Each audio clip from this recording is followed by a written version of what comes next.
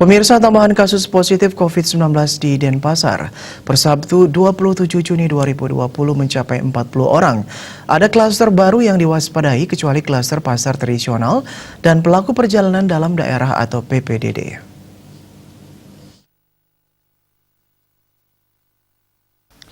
Menurut juru bicara gugus tugas percepatan penanganan COVID-19 Denpasar, Idewa Gederai, klaster baru ini adalah penyebaran dalam keluarga dalam satu rumah. Hal ini terbukti dengan jumlah OTG hasil tracing yang didominasi keluarga.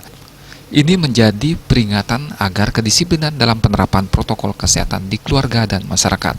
Untuk sebaran khususnya ada 2 wilayah yang mendominasi, menyumbangkan hingga 15 kasus atau hampir 40% dari total kasus baru ini. Kedua wilayah ini adalah Kelurahan Serangan dengan 8 kasus dan Desa Pemecutan Kaja sebanyak 7 kasus.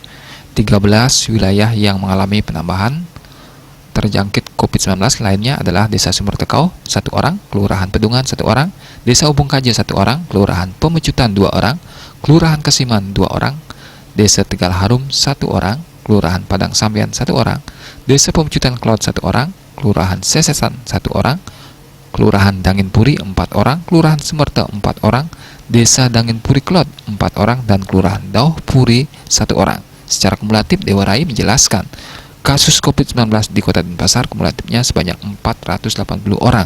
Rinciannya adalah 183 sembuh, 7 orang meninggal, dan 290 orang masih dalam perawatan. Asmar Putra, Bali.